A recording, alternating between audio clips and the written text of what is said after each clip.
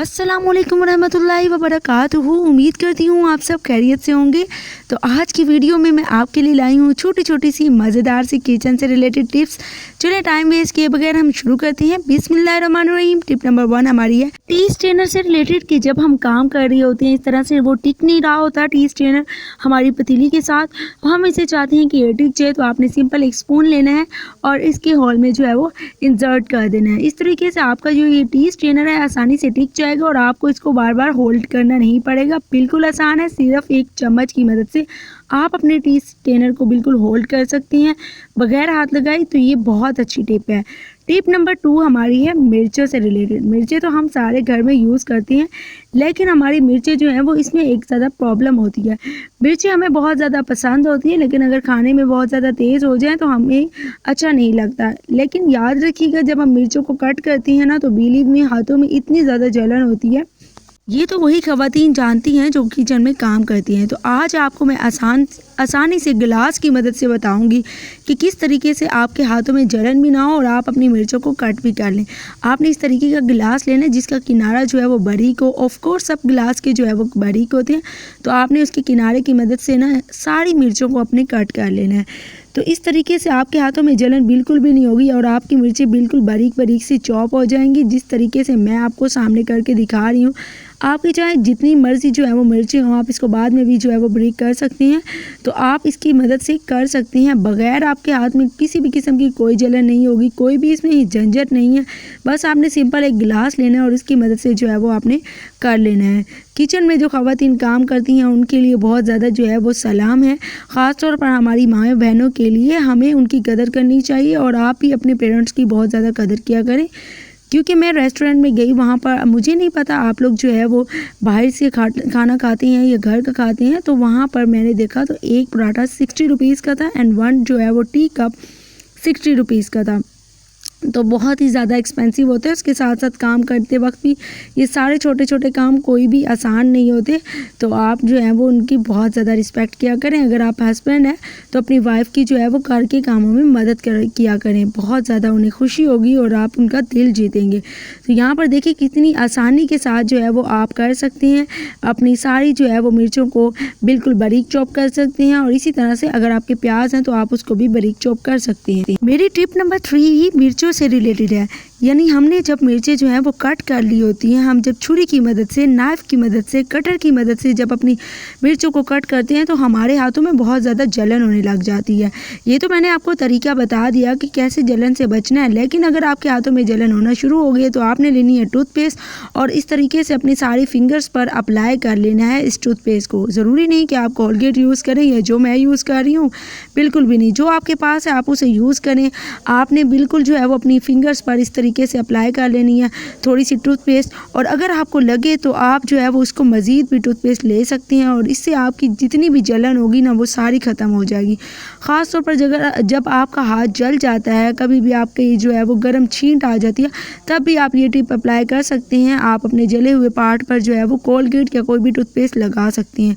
इसी के साथ साथ अगर आप तेल का यूज़ करेंगे तो वो भी बहुत ज़्यादा इफ़ेक्टिव होता है, उससे भी जो है वो आपकी जलन ख़त्म हो जाती है। टिप नंबर 4 है हमारी माचिस से रिलेटेड। घर में अक्सर हम माचिस यूज़ करते हैं, लेकिन हमारी माचिसें ख़राब हो जाती हैं या कुछ माचिसें ऐसी होती हैं जो ख़त्म हो जाती हैं, गीली हो जाती हैं, वर्क करना छोड़ देती हैं। तो आपने उनको बिल्कुल फेंकना नहीं है। जब हम उन्हें जलाते हैं तो वो वर्क नहीं कर रही होती। क्या होता है कि क्योंकि वो गीली हो चुकी होती हैं। तो आपने इस तरीके से ना उसे बिल्कुल भी वेस्ट नहीं करना। आपने उसका बॉक्स भी संभाल के रख लेना है। एक ले लेनी है डबल टेप। 2 आपके पास माचिस हैं जिसमें से एक माचिस बिल्कुल ठीक है और एक जो है वो बिल्कुल ख़त्म हो चुकी है या उसके साथ कोई प्रॉब्लम है या गीली हो चुकी है। अब आपने इस तरीके से डबल टेप लेना है और उसको जो है वो कट करके अपनी न्यू वाली माचिस जिसके भी साथ चाहें आप उसके साथ जो है वो चिस्पा कर दें, आप उसके साथ लगा दें। दोनों माचिस को आपने इकट्ठे जोड़ देना। यहाँ पर मैं डबल टेप को उतारने की कोशिश कर रही थी और ये उतर भी नहीं रही थी, काफ़ी ज़्यादा जो है वो यहाँ पर ज़ोर लग रहा था। खैर आपने इसी तरीके से इंशाल्लाह आप आसानी से कर लेंगे। डबल टेप को आपने इस तरीके से आपने उतार देना है। आसानी से अवेलेबल होती है मार्केट में, आप लेके के रख लिया करें, काफ़ी कामों में आपकी हेल्प होती रहेगी। आपने इस तरीके से इसको जोड़ लेना है और आपकी जो माचिस है उसमें से आपने अपनी निकाल के आपने आग जलानी है। और फर्दर जो आपकी ये माशाल्लाह से आग कितनी तेज़ हो गई है और स्मेल भी आना शुरू हो गई थी। अब ये जो माचिस की तीलियाँ होती है इसको आप वेस्ट ना किया करें, आप जो है वो उस खाली बॉक्स के अंदर इसको डाल के रख लेंगे। इस तरह से सारा कचरा भी नहीं फैलेगा और आपने अपनी माचिस की तिनके को भी बिल्कुल जो है वो सेव कर लिया। होप सो कि आपको ये टिप बहुत अच्छी लगी होगी और आपने ट्राई भी ज़रूर करनी है। टिप नंबर 5 है मेरी किचन से रेलिवेंट, इन फोर्क से रिलेटेड। अक्सर इस तरह से कांटे वाले चम्मच होते हैं जिनको हम खाने के लिए बहुत कम इस्तेमाल करते हैं और कुछ ऐसे होते हैं जो अब पुराने हो जाते हैं, हम उन्हें वेस्ट कर देते हैं। तो आपने वेस्ट नहीं करना। अगर आप पुराने नहीं भी वेस्ट करते तो वैसे भी ये घर में कम ही इस्तेमाल होती हैं, ज़्यादा दूसरे वाले चम्मच इस्तेमाल होते हैं। आपने इस तरीके से उनको हेड टू हेड ओवरलैप करना है और यहाँ पर कोई भी एक रबर बैंड ले लेना है। रबर बैंड को आपने जो है वो इनके दोनों फोर्क के साथ जो है वो दोनों फोर्क को रबर बैंड की मदद से आपने बिल्कुल जो है वो चिपका देना है। आपका एक बहुत ही मज़ेदार सा ऑर्गेनाइज़र बनने जा रहा है। वीडियो को आप अगर फुल वॉच किया करें, अगर आप चैनल पे न्यू हैं चैनल को लाइक किया करें, सब्सक्राइब किया करें, शेयर किया करें, अच्छा सा कमेंट किया करें, ये आपकी तरफ से इनाम होता है। यहाँ पे देखिए कितना प्यारा जो है वो हमारे पास एक चिमटा बन के तैयार हो चुका है। तो जी हाँ, अगर आपके पास चिमटा नहीं है तो आपने बिल्कुल भी नहीं घबराना। 2 आपने कांटेदार चम्मच लेने हैं, उनको आपने जो है वो जोड़ लेना है किसी भी रबर बैंड की मदद से और आपके बिल्कुल भी पैसे खर्च नहीं हुए। आप जो है वो चीज़ों को उठा के इधर से उधर, उधर से इधर जो है वो आसानी से कर सकते हैं। आपने ये ज़रूर ट्राई करना है। उन बहनों के लिए इंशाल्लाह से ये बहुत ज़्यादा मुफीद होगा जिनके पास चिमटा नहीं है। हाँ, अगर जिनके पास है तो वो इसको जो है वो फजूल ना समझे, बल्कि उनके लिए जो है वो बेनिफिट हो सकता है जो जिनके पास नहीं है। सो आपको ये टिप भी मेरी किचन के ऑर्गेनाइज़र की बहुत अच्छी लगी होगी। अच्छी लगी है तो आप अच्छा सा छोटा सा कमेंट कर दीजिएगा, ये आपकी तरफ से मोटिवेशन होती है। चलते हैं अपनी टिप नंबर 6 की तरफ। तो टिप नंबर 6 है मेरी फिर से मिर्चों से रिलेटेड। आप लोग कह रहे होंगे कि आज वीडियो में मिर्चें ही हो रही हैं, तो मैंने यहाँ पे मिर्च को यूज़ किया तो इससे रेलिवेंट मैंने सोचा सारी टिप्स मैं आपको बता दूँ जितनी कि मुझे पता है। अगर आपको कोई न्यू टिप पता है तो आपने मुझे कमेंट सेक्शन में मुझे भी बताना है, मेरे भी नॉलेज में बहुत ज़्यादा इजाफा हो। सब जो है वो इंसान एक दूसरे से ही सीखता है। हमारी मिर्चें अक्सर जो है ना वो फ्रिज में पड़ी पड़ी ब्लैक हो जाती हैं, हम ले के रखते हैं लेकिन ब्लैक हो जाती हैं। तो आज मैं आपको ऐसी टिप बताने जा रही हूँ कि आपकी मिर्चें ख़राब नहीं होंगी और आप उसको ज़्यादा अरसे तक सेव कर सकेंगे। तो आपने जितनी भी मिर्चें होती हैं ना उसकी आपने डंडियाँ इस तरीके से सारी जो है वो उतार लेनी है। जब आप इसकी डंडियों को उतारेंगे ना तो इससे उसकी जो लाइफ टाइम होगा वो इंक्रीज़ हो जाएगा। आपने जितनी भी मिर्ची आप स्टोर करना चाह रहे हैं आपने उसको एज इट इज़ नहीं ला के रख देना, बल्कि इस तरीके से सारी मिर्ची की डंडियाँ जो हैं वो आपने उतार देनी है और ये बड़ी आसानी से जो है वो उतर जाती हैं। हमें रिस्क की बहुत ज़्यादा कदर करनी चाहिए क्योंकि अल्लाह ताला की तरफ से ये हमारा इनाम होता है और जितनी रिस्क की कदर करेंगे उतना ही हमें अल्लाह ताला देगा। तो आपने इस तरीके से कोई भी जो है वो इस तरह का प्लास्टिक का बॉक्स ले लेना है जो हमारे घर में होते हैं आमतौर पर। तो आपने इसके अंदर अपनी सारी मिर्चें जो हैं वो रख लेनी है इस कंटेनर के अंदर, इस प्लास्टिक के कंटेनर के अंदर, और उसके बाद इसको क्लोज़ कर देना है। याद रखिएगा कि ये जो आपका प्लास्टिक का कंटेनर है ये बिल्कुल ड्राई होना चाहिए, आपका इसके अंदर मॉइस्चर ना हो। इसके बाद आप इसको फ्रिज में रखते हैं, कभी भी इंशाल्लाह ख़राब नहीं होंगी।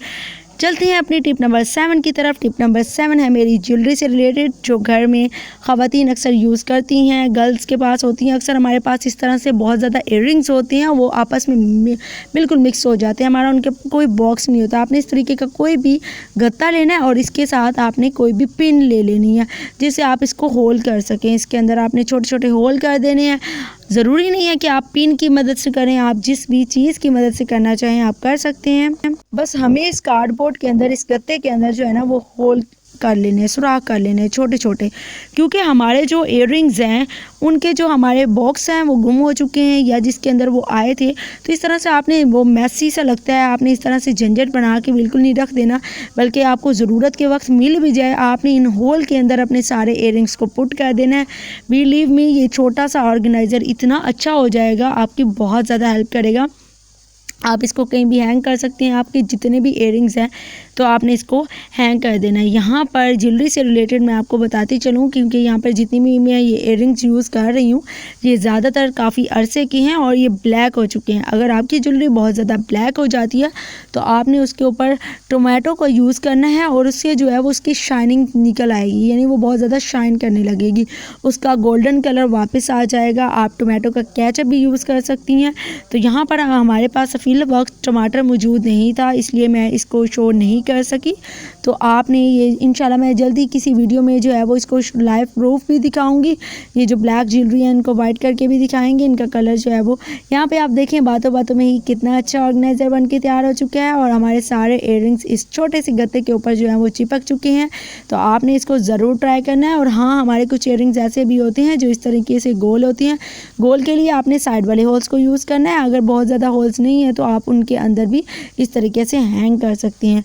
ये बिल्कुल भी आपके पैसे नहीं लगे, आपकी कोई मनी नहीं लगी और आपका छोटा सा ऑर्गेनाइज़र बन के तैयार हो चुका है। अब चलते हैं हम अपने टिप नंबर 8 की तरफ, जो कि है बहुत ही मज़ेदार जूते वाले डब्बों से रिलेटेड। और हाँ, मैं आपको बताती चलूँ, जूते वाले डब्बों की बहुत कदर किया करें, ये भी बहुत ज़्यादा एक्सपेंसिव होती हैं। क्योंकि आज हम गए मार्केट में तो वहाँ पर हमने देखा, मैंने वहाँ से जाके पूछा कि जूते का डब्बा कितने का मिलेगा, उन्होंने मुझे कहा 100 रुपये का। ये सुनकर मैं बहुत ही हैरान हुई कि हम अपने जूते के डब्बे की कदर नहीं करते, लेकिन ये इतने ज़्यादा एक्सपेंसिव है। खैर छोड़े इस बात को, अब हम चलते हैं अपने जूते के डब्बे को करामद बनाने के लिए। आपने इस तरीके से ना कोई भी पॉइंटर लेना है। मैं आपको पॉइंटर इसलिए लेके दिखा रही हूँ क्योंकि आपको मैं समझा रही हूँ, और पॉइंटर लेने से आपके ना लाइंस डिफाइन हो जाएंगी। इस तरीके से आपने छोटी छोटी ना लाइंस बना लेनी है, एक साइड पे बॉक्स की एक साइड पे भी बना लेनी है। इसी तरीके से आपने ना बॉक्स की उसकी बिल्कुल स्ट्रेट आप सीधा करें, देखते जाएं, आपको देखने से ज़्यादा समझ आ रही होगी। तो आपने दूसरी तरफ भी ना इस तरीके से लाइंस बना लेनी है। याद रखिएगा, ये जो मैं लाइंस बना रही हूँ ना, ये आपकी जितनी गहरी होंगी उतनी ज़्यादा अच्छी होंगी। हम बनाने जा रहे हैं अपनी किचन के लिए प्लेट्स रखने का एक ऑर्गेनाइज़र। इतना ज़्यादा अच्छा होगा ना कि आपको पसंद आ जाएगा। मुझे बहुत ज़्यादा अच्छा लगा था, इसलिए मैंने आपको शेयर किया, और मुझे जो टिप अच्छी लगती है मैं वही शेयर करती हूँ। तो आपने किसी भी कटर या छुरी की मदद से ना इस तरीके से आपने जहाँ जहाँ लाइंस लगाई हैं पॉइंटर की मदद से आपने इसको कट कर देना है और अंदर की तरफ फोल्ड करते जाना है। आप सारे जो हैं वो लाइंस जो भी आपने मार्क लगाए हैं आप उसको कटर की मदद से कट करेंगी और उसके बाद अंदर की तरफ से फोल्ड करती जाएंगी। बिल्कुल भी जो है वो आपने एहतियात से करना है। जब भी आप छुरी वाला काम भी किया करें बहुत ही एहतियात से किया करें, क्योंकि ये बहुत ज़्यादा ख़तरनाक चीज़ें होती हैं। अगर कट लग जाए तो इसका जो है वो बहुत ज़्यादा नुकसान होता है, दाग धब्बे जो हैं वो बन जाते हैं। इस तरीके से अंदर जो है ना वो फोल्ड हो जाएंगे, इस तरीके से छोटे छोटे सुराख बन जाएंगे। तो आपने सिंपल जो है वो ना कैंची लेनी है और कैंची या सीज़र की मदद से आपने इसको अंदर से जो फोल्ड किए हुए पार्ट हैं आपने इसको जो है ना अच्छे तरीके से कट कर देना है। ये सारे कट हो जाएंगे, बिल्कुल भी बुरे नहीं लगेंगे। यहाँ पर अगर आप चाहते हैं कि आप इसको अच्छा बनाना चाहते हैं, आपका जो ये ऑर्गेनाइज़र बनाने जा रही हैं आप, ये बहुत ज़्यादा ब्यूटीफुल लगे तो आप इसके ऊपर कोई प्यारा सा छोटा सा लेके कवर भी कर सकती हैं। इससे आपका ऑर्गेनाइज़र इतना प्यारा लगेगा किसी को पता भी नहीं चलेगा कि आपने बाज़ार से लिया या ख़ुद बनाया है। आपने उसके बाद अपने प्यारी प्यारी जो प्लेट्स हैं वो इस होल्स के अंदर रख देनी है और ये इतना प्यारा ऑर्गेनाइज़र बन के तैयार हो जाएगा। यहाँ पे देखें कितनी सारी प्लेट्स माशाल्लाह से आ चुकी हैं। आप जब चाहें इसे निकाल सकती हैं, बहुत ही आसान है। इंशाल्लाह आपको ये टिप्स बहुत अच्छी लगी होंगी। अच्छी लगी हैं तो वीडियो को लाइक करें, शेयर करें, सब्सक्राइब करें। मिलती हूँ मैं अगली वीडियो में किसी अच्छी सी टिप्स के साथ। तब तक अपनी दुआओं में याद रखिएगा। मुझे दीजिए इजाज़त। अल्लाह हाफिज़।